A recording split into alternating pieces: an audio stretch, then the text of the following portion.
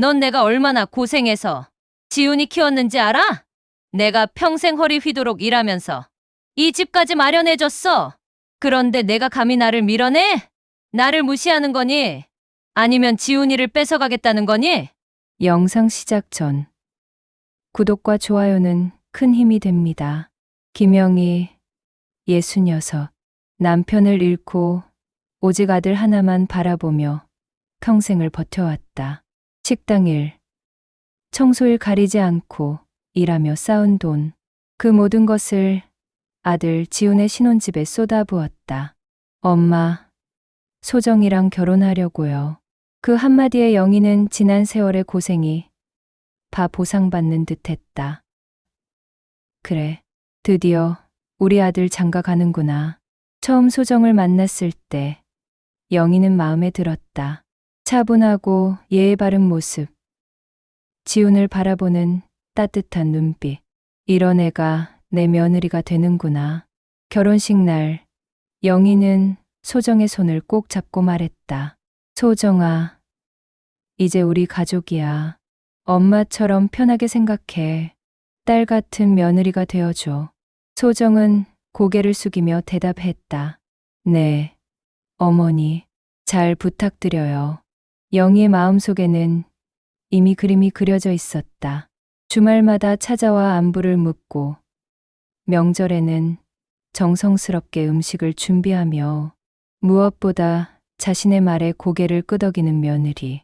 친정어머니보다 시어머니를 더 챙기고 지훈보다 자신을 먼저 생각하는 그런 며느리 말이다. 이제 내 노후가 든든하겠구나. 소정이가 나를 잘 모실 거야. 영희는 만족스러운 미소를 지으며 새로운 가족의 시작을 바라봤다. 하지만 그녀는 아직 몰랐다. 소정 역시 자신만의 생각과 의견을 가진 독립적인 여성이라는 것을.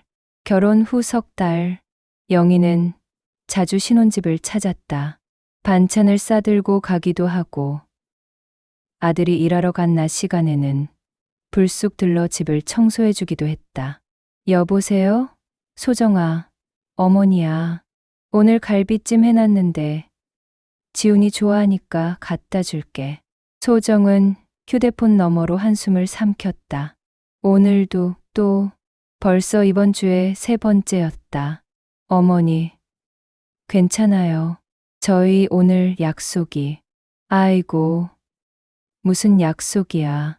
어머니가 해준 음식인데 먹어야지. 금방 갈게. 전화는 일방적으로 끊어졌다. 소정은 지훈에게 급히 전화를 걸었다. 여보, 어머니가 또 오신대요. 오늘 영화 보러 가기로 했잖아요. 아, 엄마한테 미안하다고 전해. 다음에 가자. 소정의 어깨가 축 처졌다. 결혼 후 단 둘만의 시간이 점점 줄어들고 있었다. 1시간 후, 영희는 큰 보온통을 들고 나타났다. 아휴, 애들 집이 왜 이렇게 먼지가 쌓였대. 젊은 것들이 청소도 제대로 안 하고 거실을 둘러보며 중얼거리는 영희. 소정은 애써 웃으며 대답했다. 어머니, 저희가 하려고 했어요. 그냥 두셔도. 아니야. 아니야. 어머니가 해줄게. 영희는 이미 걸레를 찾고 있었다. 화장실 문을 열어보며 혀를 찼다. 소정아, 이렇게 물때 쌓아두면 안 되지. 우리 지훈이 결혼 전에는 집이 항상 깔끔했거든. 매일매일 조금씩 닦아야 해. 소정의 미소는 점점 굳어갔다. 매일 회사에서 야근하고 와서 언제 매일 닦아. 그리고 지훈이도 같이 사는데 왜 나만. 그리고 냉장고 좀 봐. 야채가 다 시들었네. 이런 걸 먹으면 우리 지훈이 배탈 나. 냉장고를 뒤지며 상한 채소들을 꺼내는 영희. 소정은 조용히 변명했다. 어머니, 어제 장 보러 갈 계획이었어요. 계획? 집안일은 계획대로 안 되는 거야. 미리미리 챙겨야지. 영희는 부엌 구석구석을 살펴보며 연신 혀를 찼다. 수저통, 가스레인지, 심지어 쓰레기통까지 검열하듯 들여다보았다. 소정아, 결혼하면 이런 것도 다 배워야 해. 어머니가 가르쳐 줄게. 소정은 속으로 중얼거렸다. 내가 언제부터 가르침을 받아야 하는 사람이 됐지? 혼자 살 때도 잘 살았는데. 그날 이후로도 영희의 방문은 계속됐다. 예고 없이 들어와서는 집 안곳곳을 점검하고 부족한 점들을 하나하나 지적했다. 베개 커버가 누렇다며 빨래 방법을 가르쳐주고, 화분이 말랐다며 물 주는 법을 알려주고, 신발 정리가 안 됐다며 현관을 다시 정리해 주었다. 소정은 점점 숨이 막혔다. 퇴근해서 집에 와도 편할 수가 없었다. 언제 시어머니가 올지 몰라 항상 긴장 상태였다. 그리고 마침내 그 일이 터졌다. 어느 화요일 오후 영희는 평소처럼 신혼집을 찾았다가 현관에서 멈춰 서야 했다.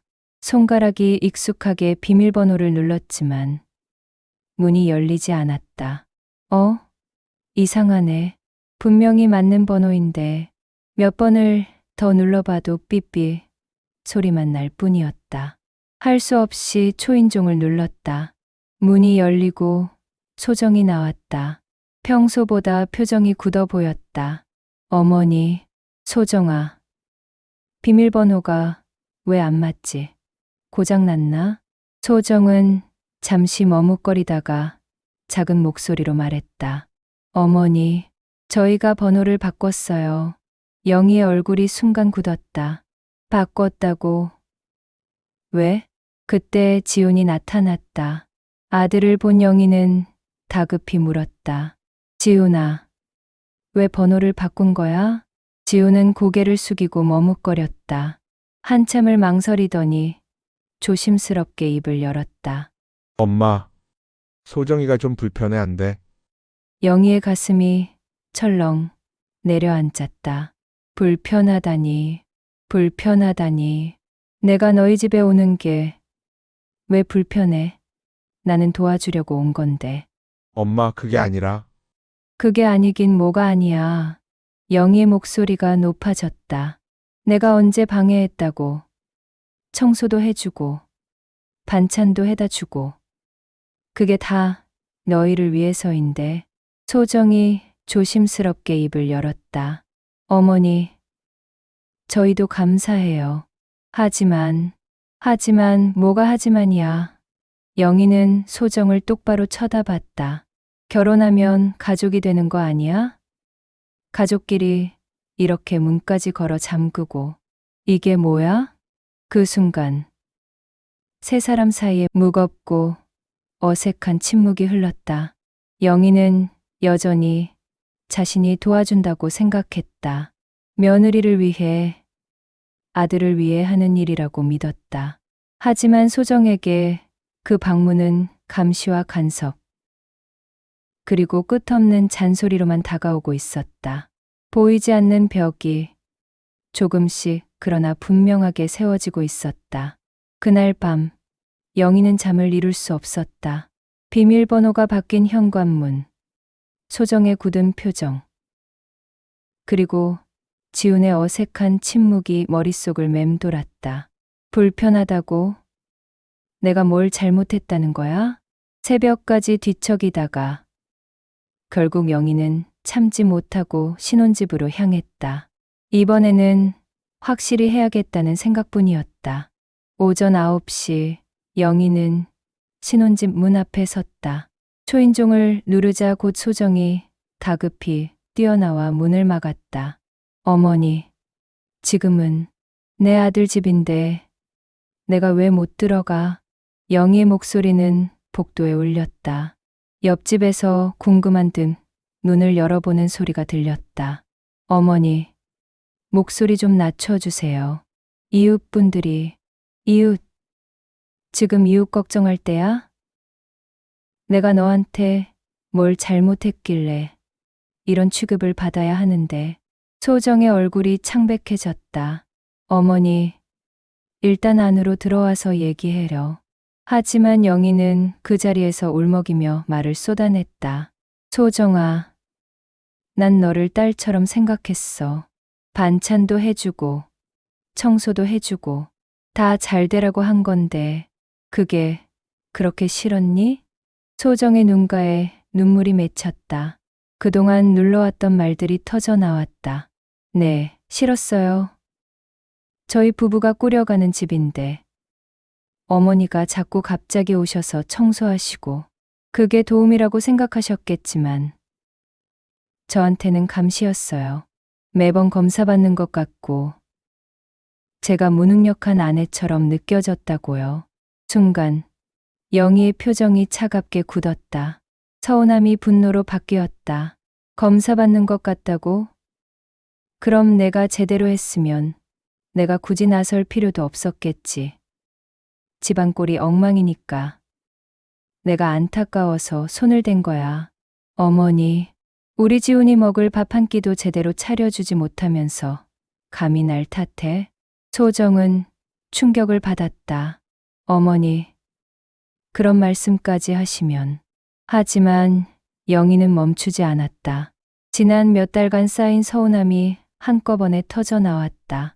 넌 내가 얼마나 고생해서 지훈이 키웠는지 알아? 내가 평생 허리 휘도록 일하면서 이 집까지 마련해줬어.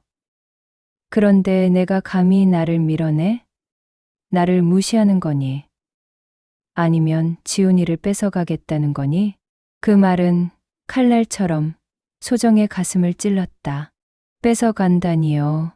어머니, 저는 그런 생각한 적 없어요.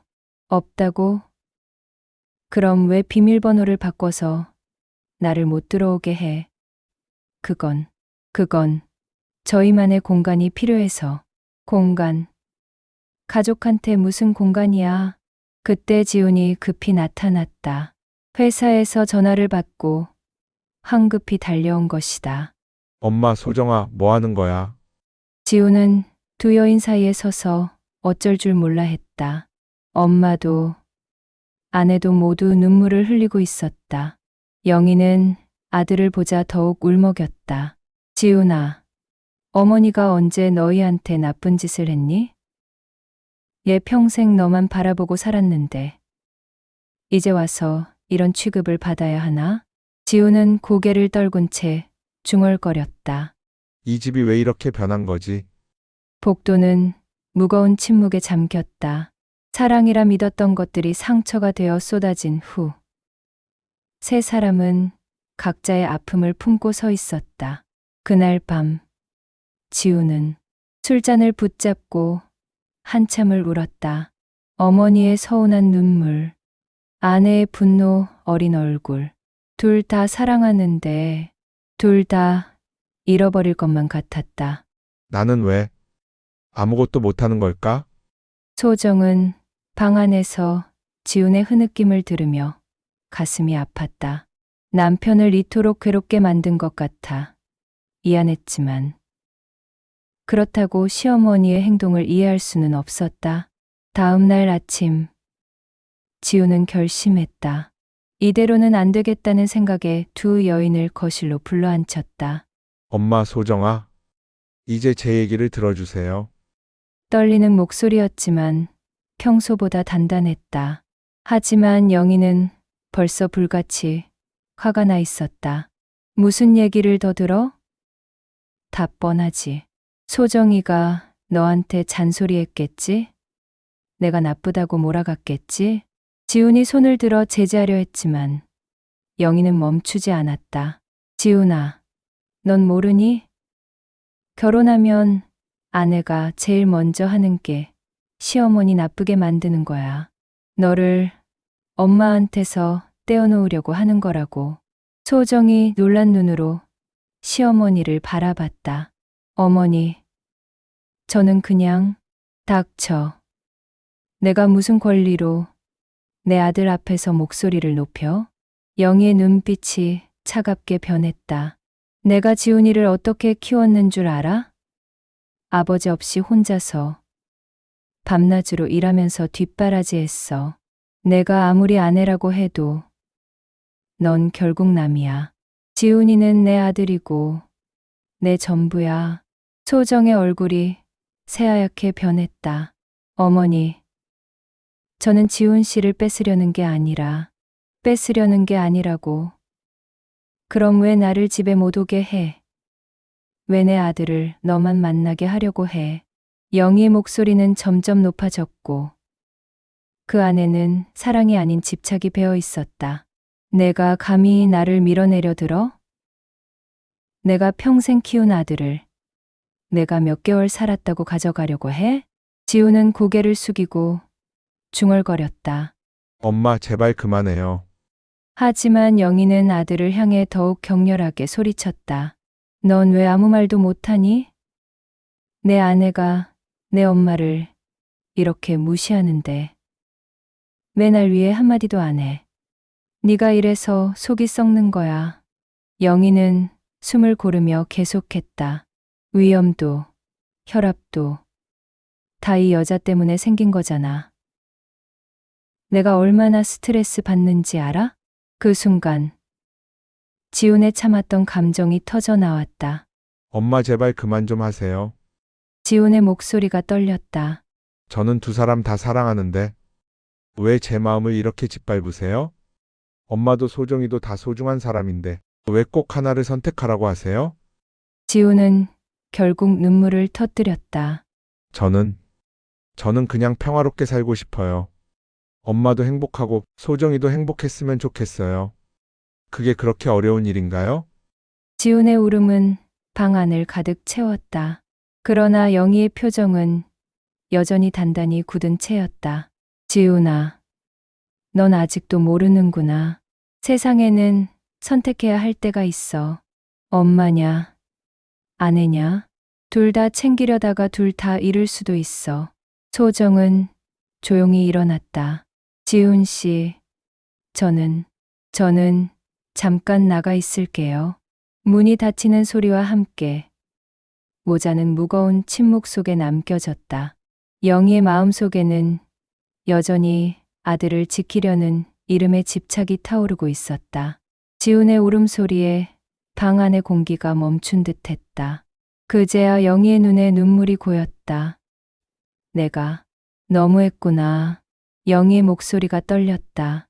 지훈아, 미안하다. 소정아, 너도 미안하다. 나는 그저 아들을 잃을까봐 두려웠어. 그게 전부였어.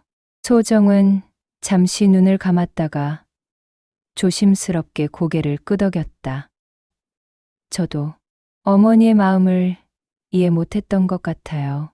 하지만 저희도 둘만의 삶을 지켜야 했어요. 앞으로는 서로 조금만 배려하면서 지내요. 영희는 떨리는 손으로 아들의 손을 잡고 다시 소정의 손을 잡았다. 그래, 이제는 내 삶을 살도록 할게. 나는 조금 떨어져서 지켜볼게. 그날 이후 세 사람의 관계는 서서히 달라졌다.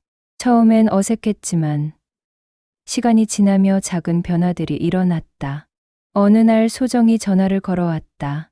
어머니, 이번 주말에 저희 집에 오셔서 같이 밥 드실래요? 제가 직접 준비했어요. 영희는 놀란 마음으로 그 초대를 받아들였다. 하지만 이번에는 미리 약속을 정하고 초인종을 누르고 기다렸다. 식탁 위에는 소정이 정성껏 만든 음식들이 놓여 있었다. 영희는 조심스레 젓가락을 들며 미소를 지었다. 맛있네. 네가 이렇게 손맛이 좋은 줄 몰랐다. 그 짧은 한마디에 소정의 눈가가 붉어졌다. 몇 주 후, 소정은 작은 꽃다발을 준비했다. 어머니, 늘 고맙습니다. 저도 어머니께 배우고 싶은 게 많아요. 김치 담그는 법 좀 가르쳐 주세요. 영희의 눈에 눈물이 고였다. 고맙다. 소정아, 너를 딸처럼 부르고 싶었는데 이제야 내 진심이 닿는구나. 그 후로도 변화는 계속됐다. 영희는 반찬을 싸들고 가는 대신 뭐 필요한 거 있으면 말해라고 물어보게 되었다. 소정은 시어머니의 생일을 챙기고 가끔 안부 전화를 드리기 시작했다. 지우는 두 여인을 바라보며 속으로 중얼거렸다. 그래, 이게 가족이지. 싸우고 오해하고 그래도 다시 마주 앉아. 함께 밥을 먹을 수 있는 것. 그게 가족이야. 세 사람은 완벽하지는 않았지만 조금씩 새로운 균형을 찾아갔다. 사랑은 집착이 아니라 존중일 때 더 깊어진다는 걸. 그리고 가족은 피로만 이어지는 게 아니라 마음으로도 이어질 수 있다는 것을 깨달았다. 시간은 느리게 흘렀다. 한 번에 모든 게 풀리지는 않았지만 서로의 자리를 인정하며 적당한 거리를 지킬 때 그 사랑은 격이 아니라 다리가 되었다.